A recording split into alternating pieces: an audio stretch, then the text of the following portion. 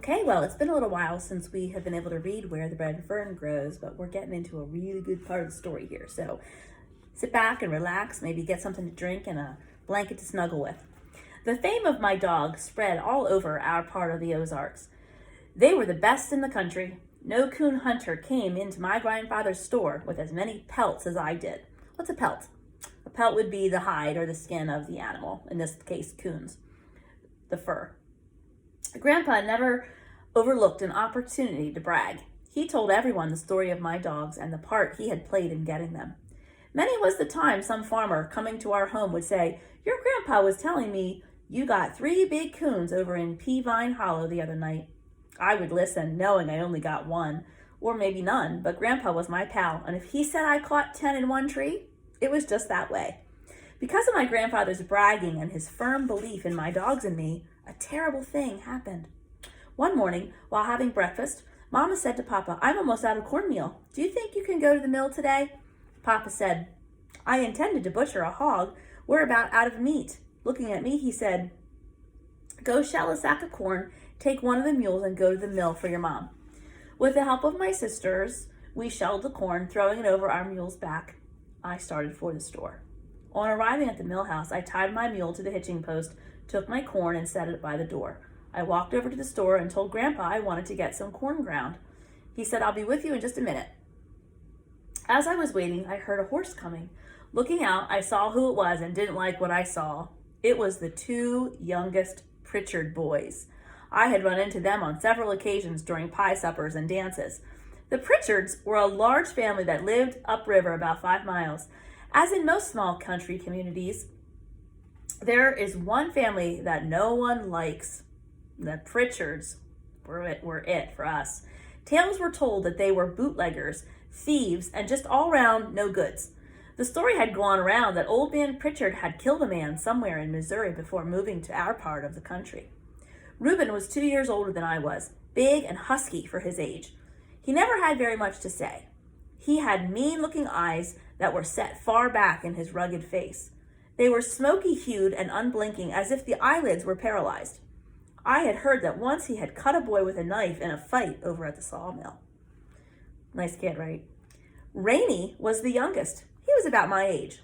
He had the meanest disposition of any boy I had ever known.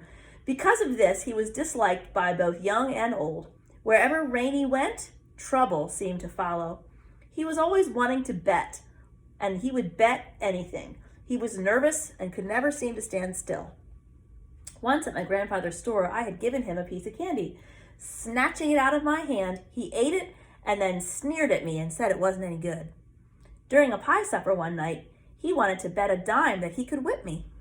My mother told me always be kind to someone like Rainey because he couldn't help the way he was. I asked her why, and she said it was because his brothers were always picking on him and beating him up. On entering the store, they stopped and glared at me. Reuben went over to the counter. Rainey came over to me. Leering at me, he said, "I'd like to make a bet with you." I told him I didn't want to bet. He asked if I was scared. "No, I just don't want to bet," I said. His neck and ears looked as though they hadn't been washed in months. His ferret-like eyes kept darting here and there. Glancing down to his hands, I saw the back of his right sleeve was stiff and starchy from the constant wiping of his nose. He saw that I was looking him over and asked if I liked what I saw. I started to say no, but I didn't. I turned around and walked away. Reuben ordered some chewing tobacco. "Aren't you a little young to be chewing that?" Grandpa said. "It ain't for me. It's for my dad," Reuben growled. Grandpa handed 2 plugs of tobacco to him. He paid for it, turned around and handed one of them to Rainey. Holding the other one up in front of him, he looked it over, and looking at Grandpa, he gnawed at one corner of it. Grandpa mumbled something about how kids were brought up these days. He came from behind the counter saying to me, "Let's go grind that corn." The Pritchard boys made no move to follow us out of the store. "Come on," Grandpa said. "I'm going to lock up until I get this corn ground." "We'll just stay right here." "I want to look at some shirts," said Reuben. No, you won't, said Grandpa. Come on, I'm going to lock up. Begrudgingly, the boys walked out. I helped Grandpa start the mill, and we proceeded to grind the corn. The Pritchard boys had followed us, and they were standing, looking on. Rainey walked over to me. I hear you have some good hounds, he said. I told him I had the best in the country. If he didn't believe me, he could just ask my grandfather. He just leered at me. I don't think they're half as good as you say they are, he said. I bet our old blue tick hound can out-hunt both of them. I laughed. Ask Grandpa who brings in the most hides. I wouldn't believe him. He's crooked, he said. That's another way of saying that someone's a thief or a liar. I let him know right quick that my grandfather wasn't crooked.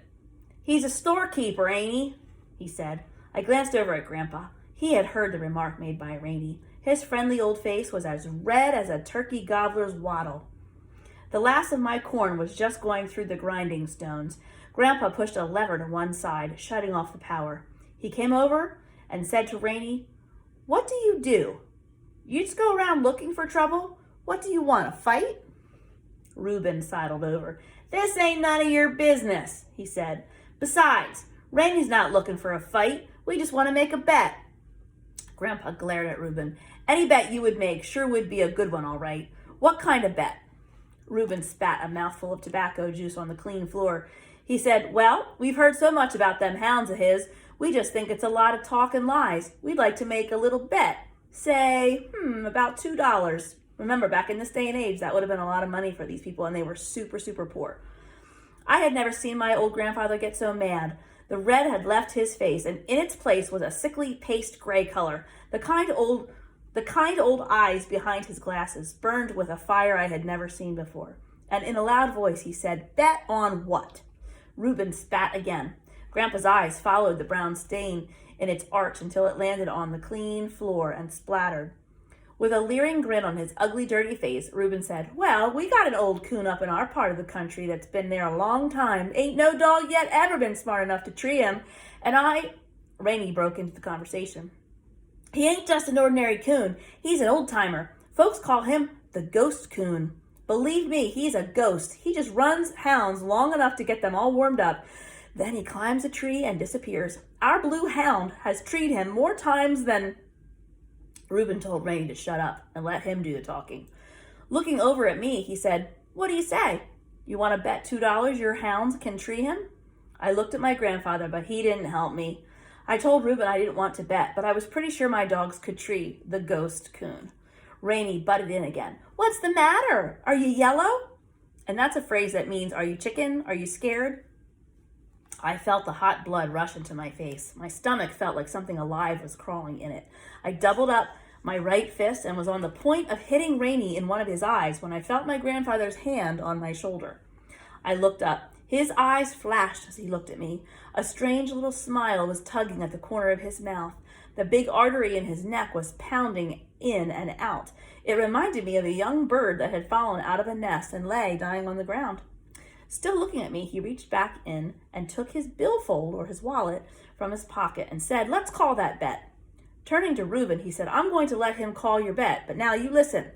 If you boys take him up there to hunt the ghost coon and you jump on him and beat him up, you're sure going to hear from me. I don't mean maybe. I'll have both of you taken to Tahlequah and put in jail. You had better believe that. Reuben saw he had pushed my grandfather far enough. Backing up a couple of steps, he said, We're not going to jump him. All we want to do is make a bet. Grandpa handed me 2 $1 bills, saying to Reuben, Your old money, and you hold your money, and he can hold his. If you lose, you had better pay off. Looking back to me, he said, Son, if you lose, you'd better pay off. I nodded my head. I asked Reuben when he wanted me to come up for the hunt. He thought a minute. You know where that old log slide comes out from the hills onto the road? He asked. I nodded. Well, we'll meet you there tomorrow night about dark time, he said. Fine with me, I said, but I told him not to bring his hounds because mine would not hunt with other dogs. He said he wouldn't, and I agreed to bring my axe and lantern. As they turned to leave, Rainey smirked. You sucker, he said. I made no reply. After the Pritchard boys had gone, my grandfather looked at me and said, Son, I have never asked another man for much, but I sure want you to catch that ghost coon. I told him if the ghost coon made one track in the river bottoms, my dogs would be able to get him.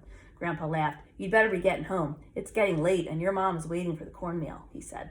I could hear him chuckling as he walked toward his store, and I thought to myself, there goes the best grandpa a boy ever had. Lifting the sack of meal to the back of my old mule, I started for home.